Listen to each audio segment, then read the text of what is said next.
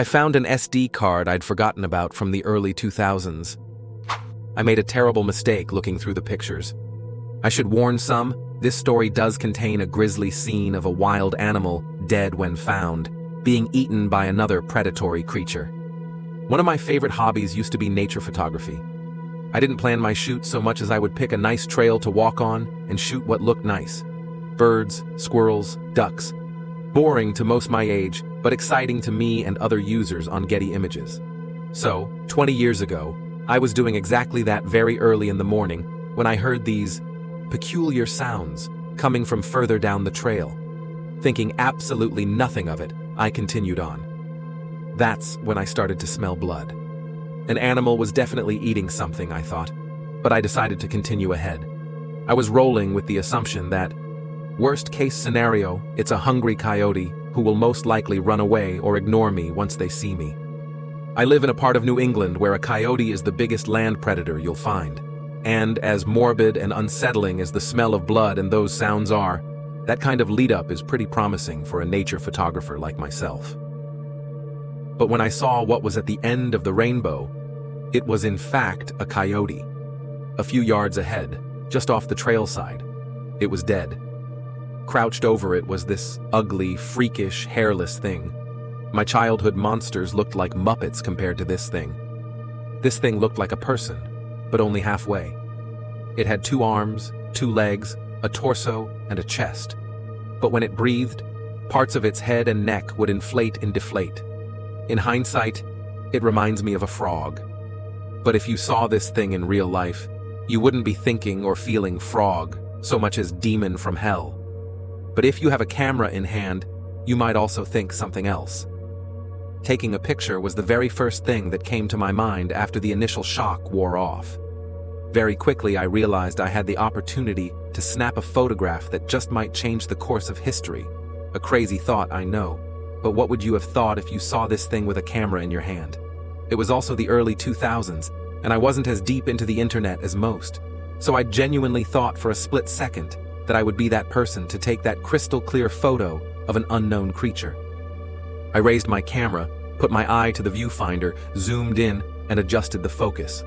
Even though I'm several yards away, I'm terrified the sound of the camera shutter will draw attention, so I waited for a moment where it was really chowing down.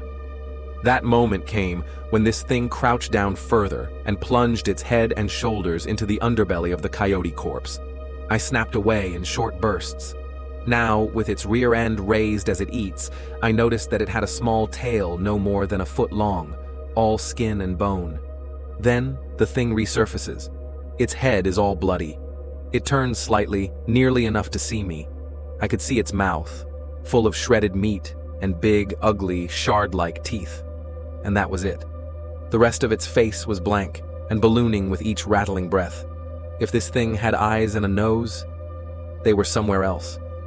I froze for a moment, unsure if this thing was looking at me or not. But the thing went back to eating. It didn't seem to notice me. At all. The photo displayed popped up on my camera's screen after taking it. And let me tell you, that last photo looked absolutely perfect. Too perfect, as I would one day learn. I decided I'd taken enough pictures and slowly started to back away, going back the way I came. The rest of the way, I walked backwards.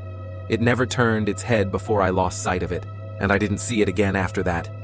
The eating sounds faded into the sound of distant traffic, and the smell of blood went with it. Now, here's the weird part. I took this picture more than 20 years ago. Until last week, I had completely forgotten about that entire experience and that very, very old SD card, until I found my old camera stuff while cleaning. I loaded that SD card onto my laptop and started going through them. When I saw those pictures again, when I saw that little glimpse of its bloody mouth and its inflated, empty face, the whole experience I just described, my memory came back. It felt like one of those hyper-intense, flashy movie moments when a character suddenly remembers or realizes something profound. But when I say it felt like it, I mean it felt like those visuals. The white and color flashes, slow motion, and super speed. It was all out of my control and physically disorienting to the point where I felt like I was leaving my own body. And then suddenly, I was reliving that day.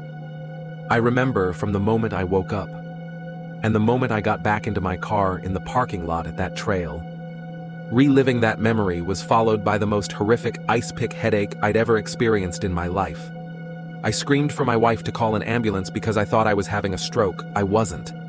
I had absolutely no idea what had just happened or what was going on. I had never been so scared in my entire life. Instead, like the smart woman she is, my wife just drove me herself to the ER.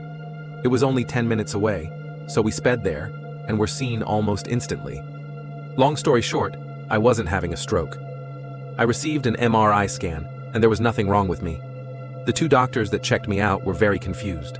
I left the hospital still with a headache, not as bad as earlier but still bad enough to kill your mood and appetite, and was told to come back if my symptoms got worse. On the drive home, I finally had time to explain to my wife what really happened.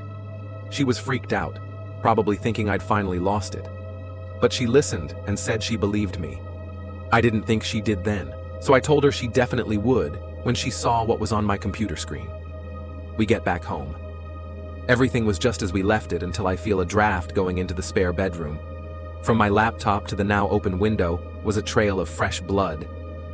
Immediately, I get this horrible feeling in my gut that the ice pick might strike again very soon. My laptop was still on, but I had been logged off. I log back in, typing on a bloody keyboard. My wife sees this and starts screaming at me, rightfully so. But all I could hear was the horrible feeling in my gut telling me this fresh blood is actually 20 years old. Since one of those pictures of the creature was the very last thing I had loaded on my screen, the picture popped right back up when I logged in. It was the dead coyote, and that's it. I clicked to the next picture. Dead coyote. And that was it. The thing was gone from the pictures, all of them. My adrenaline spikes as the ice pick strikes. Full-on panic set in. All there was to see was the coyote's ruptured underbelly. I don't know what's more disturbing to me. The possibility that whatever that thing was somehow crawled out of a picture on my computer screen. Again, a picture I took 20 years ago. Or the possibility that this thing was still out there and has Photoshop skills. Regardless, in the week following, my wife and I had many new sounds that we had to adjust to when we fell asleep. Some of them had been right outside our window. Every day we've woken up to the smell of blood and then found shredded squirrels, rabbits, birds, and a couple nights ago, our next-door neighbor's cat. My wife and I had to bring the cat back to her in a box. We pretended like we didn't know what happened. It was one of the worst things we've ever had to do in our lives. So, it was obvious that we had to do something about this thing if we weren't going to tell anyone.